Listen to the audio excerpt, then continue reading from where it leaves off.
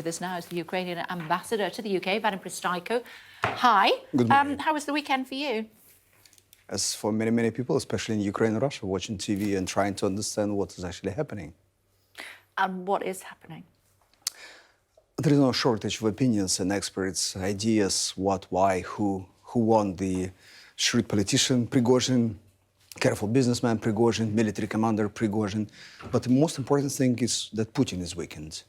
So it's like the spiders in a jar. The one who will get out of it will be wounded and weakened. But you need to be wary of people like Prigozhin. Be careful what you wish for, is what we would say here in the West.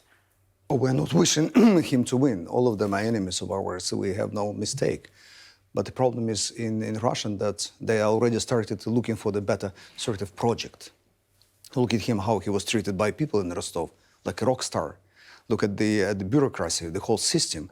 Only half of the Security Council was available immediately to support Putin on TV. Look at military commanders. He had no opposition. He was marching to Moscow, stopped, 200 kilometers from Moscow. And oligarchs. Nothing can be done in Russia without oligarchs' approval or support. So all of them, all the system is looking for the better sort of way out. How much of that, though, was theatre? Would he actually, with his men, depends 2,500, 25,000, depending on who you listen to, actually have marched on Moscow? It certainly would have been bloodshed, significant bloodshed on both sides. I agree. He was probably, and his masters were probably thinking that the system will collapse, or they will have better deal than they had now. We don't know yet what was the deal, why he turned back. But actually they were expecting that the better deal will be offered. We have to watch what will happen to the military commanders of Chief of Defense and Defense Minister, Shoigu, who appeared today on TV, showing that he is still in his... I don't know when that was recorded, though, that footage. Could have been any time. Maybe. But that's what is actually happening. Remember Gorbachev in his last year, he survived the military coup only to be replaced in, 4 months? Goodness me, it's such a stressful time for, I know that you have family in Ukraine. What sort of impact is this having on the people of Ukraine? How aware are they of what's happening? Everybody knows what's happening, and we were watching, and you know, it was quite a wise move on our Ministry of Defense side when they offered Russian soldiers to leave the positions to clean up their own house. So they offered them to go back home and try to do something, so they can actually save their lives. But now the war is back, never stopped. We took some advantage of the situation, of the mismanagement to the Russian side. What did you manage to do? Yeah, a couple of kilometers here and there, but we're still probing. We're trying to understand where defenses are weaker to actually engage with everything we have. Has this offensive begun in earnest now?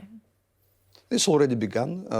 It's not as spectacular as everybody, first of all, the Ukrainians wanted to see it. But we hope that through these tries and attempts everywhere around the whole 1,000 kilometers of front line, we will find the weaker place where we will engage everything. How concerned are you about Prigozhin, the Wagner leader, going into exile in Belarus, which is just to the north of your country? Of course, also suggestions that nuclear weapons have been put in position there from Putin to the Belarusian president. The nuclear weapons is the real threat, not just for Ukraine, but for everybody on this planet. We are worrying about our own nuclear station, which has been mined to best of our knowledge, so we have to be careful there. I do not believe that the forces which Prigozhin bringing with him to Belarus will threaten our flanks, because we were keeping forces that are strong enough there, just for Belarusian forces and some Russians. Interesting point is, whether Lukashenko is growing in importance. He was planning all this along to become something more important than just Belarusian leader. That's one of the explanations why he agreed to become a union state with Russia. So now is his best times of his whole political career. So I'm interested to explore further when you talk about the paymasters of Prigozhin. Who do you think that is? Obviously, there are oligarchs which are not happy with the results of the war. Some of them, by the way, would rather see escalation than de-escalation, but that's different. What they are not happy with, that they're losing. And everything they were talking about, the sanctions are not working. No, they are working. So they took enormous risk in their system to support Prigozhin. But Prigozhin doesn't want to end the war. No, that's what I'm saying. That some of them would rather go and escalate the war. They are still our enemies. Is that not what you're concerned about? We are concerned, but at the same time, we understand that there is no other way just to finish up this war. All the red lines were already crossed. The new ones which were drawn also been crossed. There is a time we fight, and happily, we are receiving enough weapons and support from the West. Look at this London conference on economic recovery of Ukraine. Billions and billions of dollars were promised. Big day tomorrow for Ukraine. It is. Tell me more. Ukrainians will that's something we were preparing for quite a while. We will see how everything will go. And as far as Lukashenko is concerned, do you feel that the leader of the Wagner Group, Prigozhin, going to his country has strengthened his position? Yeah, I don't believe that Prigozhin is that important figure, especially anymore. Really? He played his own role. He almost brought down the president. I know.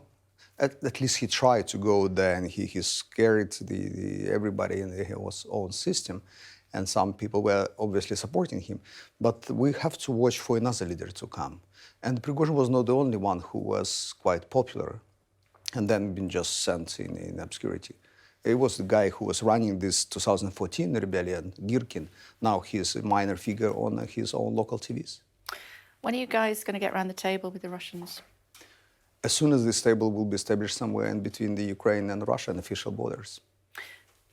Even if you move Russia back to their own border, there's still going to be a problem with that border. The problem is quite weak. Definition of what will happen to Russia. There will be a huge danger to us all, especially if they collapse. It will be even more danger. But that's what we're prepared to do. We have to fight. We have to push them out to their own borders. And maybe they will just clean out their own system and try to build something better than they used to have. So the bottom line is for Ukrainians, for President Zelensky, that you will not see an end to this war until you have recovered all of the land that was taken by Russia, including Crimea. Let me put it this way. This is what we are planning to do. We are planning to fight. We have enough resources to do so. We're very aware of the losses we're having. We understand how difficult and tough it is. But at the same time, that's the best in our recent history, the best chance of us to build our own independent state and live there.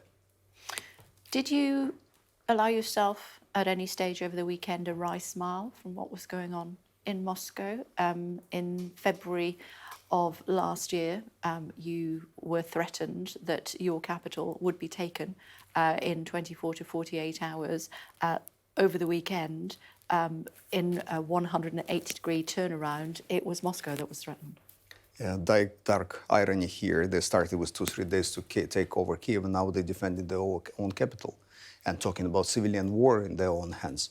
That's what's happening to each and every aggressor, and they have to understand it. Whether Ukrainians were happy that is happening, I don't believe they were happy, but there's some relief that they will have to. I say that because I saw your commander, and forgive me, I can't remember his name, who's fighting in Bakhmut. He was sitting watching the videos, eating popcorn. Yes, that's what Ukrainians, all of them, stored lots and lots of popcorn to watch this drama unfolding.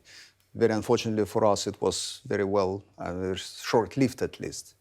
We hope that we will see something like that in the future, which will distract most of the forces of the Ukrainian front lines. That's what we want. And that's the idea, to have the distraction on their own turf, and so you can bring forward your advances. Listen, I would be happy if our security services so good that we actually created the whole Prigozhin and, helped and supported.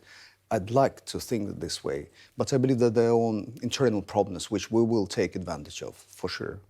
And how worried are you about what's happening with the nuclear power plants?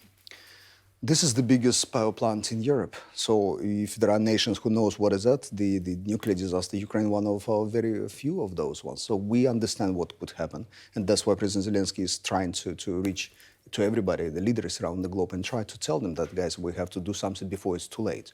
The interesting question, what to do right now? Just before I let you go, is this another pivotal moment in the war? I believe it is very important. Whether it's pivotal or not, we will see just in a couple of days. But I believe that this is very important. The leader of Russia is so weakened that they will have to rethink their strategy. That is for sure. What do you expect to happen? I hope that very soon something will happen with the military command. And then, don't forget that they have the elections 24. It's not just on you only, or us, by the way, or the United States. Russians also have it. We might see the different result from what was expected by Russian system. There is no 7th or 8th term for Putin, I hope.